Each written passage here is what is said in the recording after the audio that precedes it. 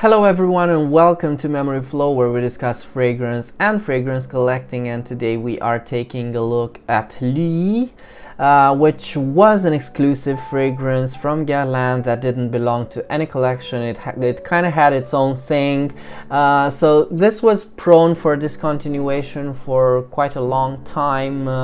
I guess it didn't do all that well in sales. I have no idea, but the rumor has it that it is being repurposed for the new Matière line under the name of Œillet Pourpre. Now this fragrance, Oeillet Pourpre, hasn't yet been announced, but when you look to the official website, to the new, to the pictures of the new collection of L'Art de la Matière, you can spot it in there. You can tell it's there. So we know it will exist, but what we don't know is whether it will be identical to this LUI or not. So we have only rumors to base this upon. Oeillet Pourpre means purple carnation, and when it comes to carnation, LUI is quite at home. So let's take a look at this LUI. This was launched in 2017 and it was done by Thierry Vasset, and of course there's something interesting about the bottle and the name itself. Now, the black bottle is a reinterpretation of an older Guerlain bottle for LUI from the 30s, and it's also, the name is a play on the name LUI. It's an anagram, so it's both funny and quirky. The fragrance has nothing to do with LUI. Otherwise, the fragrances are very different. They're like night and day. This LUI has the name LUI means his, and this has made people incorrectly assume that this was being marketed as a male fragrance, but it's not. It's actually a unisex fragrance, and it really is. And when it came out, the description said that this was the perfume for a new generation order, which is sounds quite awkward. And this is what Guerlain said when describing the fragrance. Gender is not something that is determined, but a game in which everyone can reinvent the rules, put a twist on tradition, and blend the lines between femininity and masculinity. All the better to slip from one to the other and reinvent yourself day after day. And this is where we get the transformation of LUI into LUI, which is interesting to say the least. Again, this is what Guerlain say. Gender fluidity is an attitude that comes to us straight from the roaring 20s, and this is true. When women wore trousers for the first time, adopted a cropped haircut, or sported a cigarette between their lips. Today, the same desire is inspiring a whole that is breaking free from traditional divides and shaking up stereotypes to affirm every facet of their identity.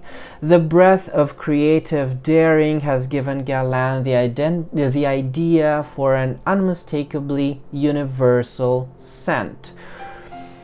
This is of course in tone with LUI, which indeed comes from that period, which is early 20th century, and also the carnation in LUI, which was for the most part a flower that was associated with men and male elegance, which is interesting, again, to say the least.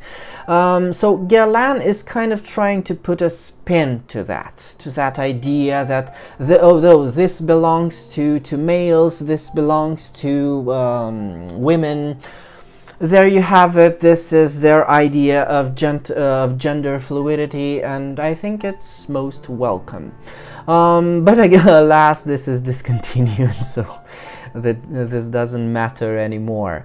So when we're talking about Carnation, you have to know that Carnation is a very vague floral scent. It's mostly woody, herbaceous, and spicy. Carnation is very interesting in perfumery, and it actually goes very well with cloves, because the notes for LUI are cloves, pear, carnation, benzoin, leather, smoke, vanilla, and muskmallow. LUI is very deep, it's very dark. Don't mind the pear in the opening, it's there, but it's I would never call LUI a fruity scent, and the whole fragrance is very much oriented towards its base. Now the cloves, on the other hand, are something you will get throughout the fragrance. They are spicy, they are sharp, and they are quite prominent. Indeed, this is a woody, smoky, and resinous fragrance. The Carnation is like it's recomposed, and it's very mildly floral, it's sweet, it's airy, but at the same time it's very dark, it's syrupy, and also it's dry, and intensely woody, but it's nothing like anything I've smelled before at Guerlain. Although it does have similarities to some of their other fragrances, but it's not as derivative as some of their other fragrances are. So this is quite new to them, although it very much feels as a Guerlain. The base of the fragrance is so this fragrance is all about the base, pure and simple. It's very smoky, and because of the cloves, that smokiness can get pretty choky, but it does tone down as the fragrance dries down, and there's something, it feels like there's something trying to get out underneath all that choky smokiness. So what is trying to get out is a spicy benzoin carnation. This is the entire fragrance as I would describe it. It's a spicy benzoin carnation. The benzoin here is not very sweet. It definitely has some caramel tones, and I even pick up on some chocolate tones. Not very prominent, but they're there. But otherwise it's quite dry and quite austere, quite somber.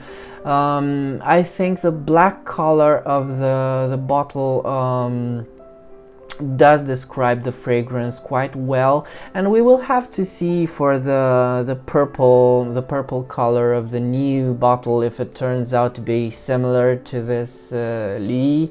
There's something here that reminds me of Dior Intense, that dark sharpness, although I must say that LUI is not that sweet.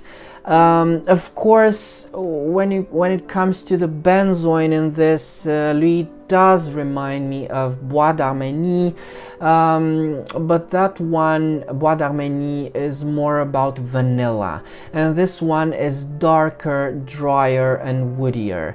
There is some vanilla in this, but this is not a vanilla-based fragrance. Vanilla is here, you could kind of feel it in that caramel and slightly chocolate tones that blends, comes from that benzoin, that resinous caramel feel. But even the benzoin itself is sharper. It's very much on that.